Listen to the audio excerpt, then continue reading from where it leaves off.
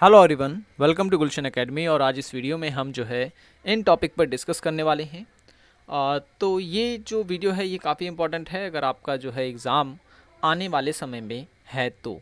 देखें, 10 तारीख तक जो है एग्ज़ाम होना था, 10 मार्च तक, लेकिन अब जो है एग्ज़ाम 15 मार्च तक होगा।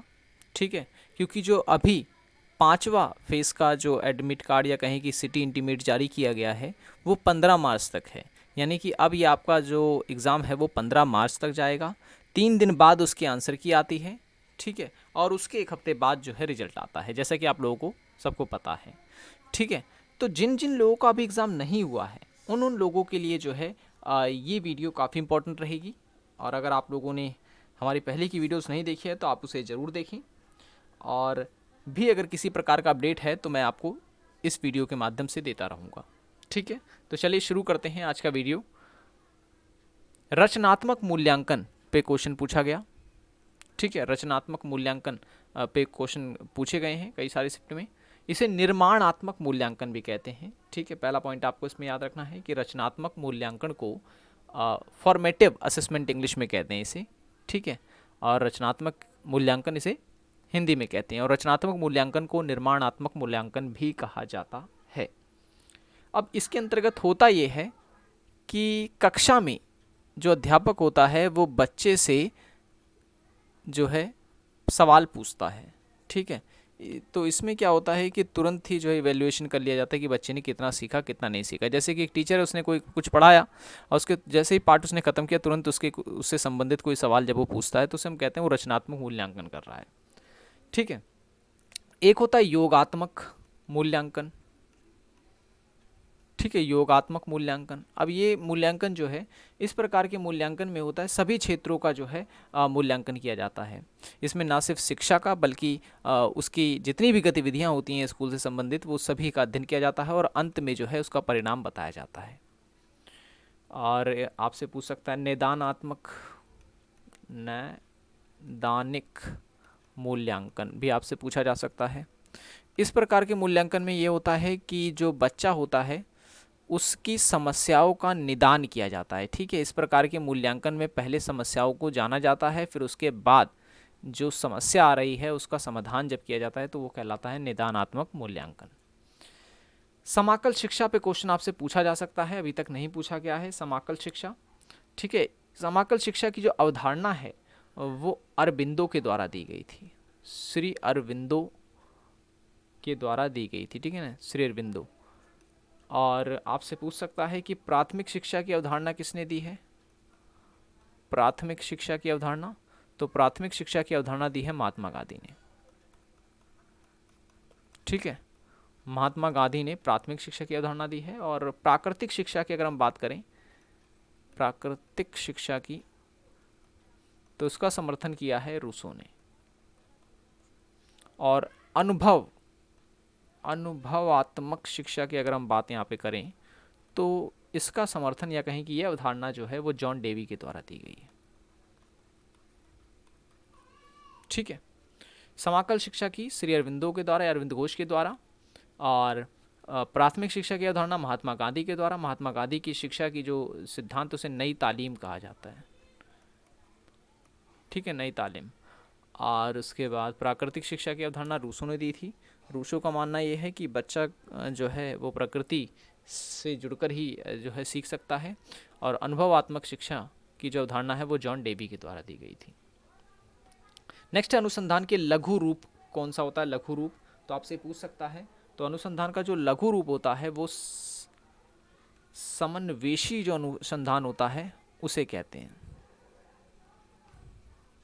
ठीक है, समन्वेशी अनुसंधान को जो है अनुसंधान का लघु रूप कहते हैं। इसमें क्या होता है, इसमें यह होता है कि किसी घटना के दो या दो से अधिक पहलुओं के बीच जो है वो रिलेशन यानी कि संबंध जो है उसको स्पष्ट करने का प्रयास इस अनुसंधान में किया जाता है। ठीक है, आपसे क्रियात्मक अनुसंधान पूछ सकता है। क्रियात्मक अनुसंधान, अब क्रियात्मक अनुसंधान जो है इस अनुसंधान में यह है कि किसी भी तत्काल समस्या का जो है समाधान इसके तहत निकाला जाता है। ठीक है, तत्काल समस्या का जो है समाधान इसके तहत निकाला जाता है। और भी कई टाइप के जो है अनुसंधान जो है मैं ऑलरेडी बता चुका हूँ आपको, जो मैंने हैंड रिटन नोट्स पे वीडियो बनाई थी। अगर आपने वो नहीं देखी तो आप उसे ज़रूर देखें। ठीक है, लगभग रिसर्च पे 3 से 4 वीडियो मैंने ऑलरेडी बना रखी हैं, जिसमें पूरा टू द पॉइंट बातें बता रखी हैं। अगर वो वीडियो आपने नहीं देखी है तो आप उसे ज़रूर देखें। प्लेलिस्ट जो है स्पेशल मैंने बना रखी है एक्सप्लेनेशन वीडियो के नाम से। ठीक है, तो प्लेलिस्ट पे जाएं, वहाँ पर आपको जो है ये वीडियो सारी मिल जाएंगी। ठीक, अब जो नेक्स्ट है वो है शोध रिपोर्ट लेखन का क्रम आपसे पूछ सकता है कि भाई आपको जो है स्टेप दे देगा, कहेगा इसको जो है क्रम में लगाइए। तो 2-3 बातें आपको याद रखनी है, जैसे कि अगर हम कोई भी शोध रिपोर्ट लिखते हैं तो सबसे लास्ट में जो होती है उसे परिशिष्टि कहते हैं। ठीक है, परिशिष्ट कहते हैं जिसे। फिर उससे पहले जो होता है उसे ग्रंथ सूची कहते हैं, ग्रंथ सूची कहते हैं। ठीक है, लास्ट में तो आपको ये याद रखना है। और शुरुआत में क्या होता है, शुरुआत में आपको याद रखना है कि सबसे पहले इसमें होता है अनुभाग। ठीक है, और उसके बाद होता है विषय सूची, और फिर उसके बाद होता है सारांश। ठीक है, तो शुरू के और अंत के क्रम आपको याद रखने हैं। अंत में क्या होता है, ग्रंथ सूची और परिशिष्टि। सबसे लास्ट में परिशिष्टि होता है और सेकंड लास्ट में ग्रंथ सूची होता है। जबकि शुरुआत अगर की जाती है तो अनुभाग से, फिर विषय सूची से, फिर सारांश से की जाती है। ठीक है, तो मैं इसे मिटा देता हूँ। आई होप कि आपने इसका स्क्रीनशॉट ले लिया होगा या फिर आपने इसे लिख लिया होगा। देखिए, जितने भी टॉपिक्स मैं आपको पढ़ा रहा हूँ, अगर कोई टॉपिक इसमें मिस भी हो जाता तो आप खुद भी जो है उस टॉपिक पर रिसर्च करें, खुद ब खुद उसके ऊपर जो है अपने व्यूज़ बनाएं। अगर आपके पास कोई किताब है तो आप उसका सहारा भी ले सकते हैं, लेकिन टॉपिक आप जो मैं करवा रहा हूँ उस पर ज़्यादा फोकस करें। ठीक है, कार्बनिक और अकार्बनिक तत्व आपसे पूछ सकता है। ठीक है, तो प्रदूषण में आपसे क्वेश्चन बन सकता है। अगर हम कार्बनिक तत्व की बात करें, ठीक है, कार्बनिक तत्व की बात करते हैं तो वो आ जाता है प्रोटीन, ठीक है, लिपिड्स, और इसी में आ जाता है अमीनो अम्ल। ठीक है, और अकार्बनिक पदार्थों की अगर हम बात करें तो इसमें आ जाता है मृदा, ठीक है, जल, वायु, प्रकाश, खनिज आदि। ठीक है, ये आ जाता है अकार्बनिक में। ओजोन गैस से सवाल नहीं पूछा गया, यहाँ से पूछा जा सकता है। ओजोन गैस को O3 लिखते हैं, यानी 3 ऑक्सीजन के अणुओं से मिलकर बनती है ये गैस। ये गैस जो है समताप मंडल में पाई जाती है। ठीक है, समताप मंडल में पाई जाती है, और ये हमें अल्ट्रावायलेट रेज जो आती है, यूवी रेज जो आती है, जैसे हिंदी में हम कहते हैं पराबैंगनी किरणें, उनसे हमारी रक्षा करती है। ठीक है, अगर ये गैस ख़त्म होती है समताप मंडल में तो सूरज की जो ये किरणें हैं यूवी रेज, ये पृथ्वी पर सीधे आएंगी। ठीक है, तो ये स्किन कैंसर का कारण बनती हैं। ठीक है, स्किन कैंसर का कारण बनती हैं, तो ये काफ़ी महत्वपूर्ण भूमिका जो है निभाती हैं ये।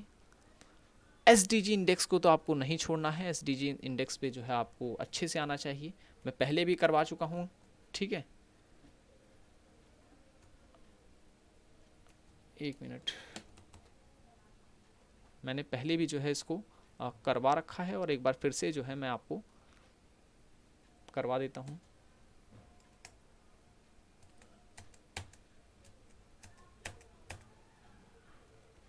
ये देखिए, SDG इंडेक्स 17 गोल्स हैं, सारे याद होने चाहिए आपको।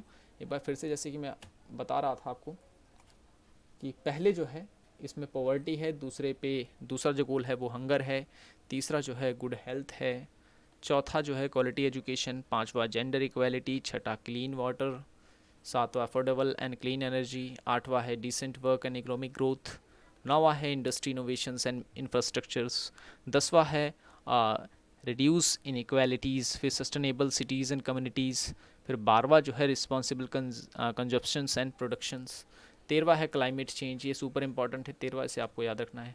16वां है life below water and life on water जो है 15वां है। 16वां है peace justice and strong institutions. 17वां है पार्टनरशिप फॉर द गोल। ठीक है, ये लास्ट है 17वां। ये 17 गोल्स हैं जो 2030 तक जो है पूरे करने के लक्ष्य रखे गए हैं इसमें। ठीक है, तो SDG इंडेक्स को और भी जो है आप बारीकी से पढ़ सकते हैं, और किसी भी तरीके से आप इसे याद रख सकते हैं। DI अगर आप सॉल्व करना चाहते हैं या जो मैथमेटिकल रीजनिंग से जो क्वेश्चंस आ रहे हैं उनको सॉल्व करना चाहते हैं तो 3 टॉपिक पर आपकी पकड़ अच्छी होनी चाहिए। पहला है परसेंटेज, दूसरा है रेशियो, तीसरा है लॉस एंड प्रॉफिट।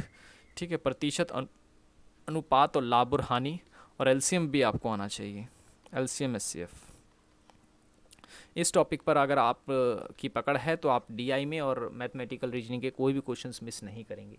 ठीक है, अगर आपकी पकड़ पे नहीं है तो आप DI जैसे सवालों को नहीं सॉल्व कर पाएंगे, क्योंकि DI जो है वो इसी पे बेस्ड आ रही है। ठीक है, तो अगर आप चाहें तो इसकी वीडियोस जो है हमारे चैनल पे पड़ी हुई है, आप उसे देख सकते हैं।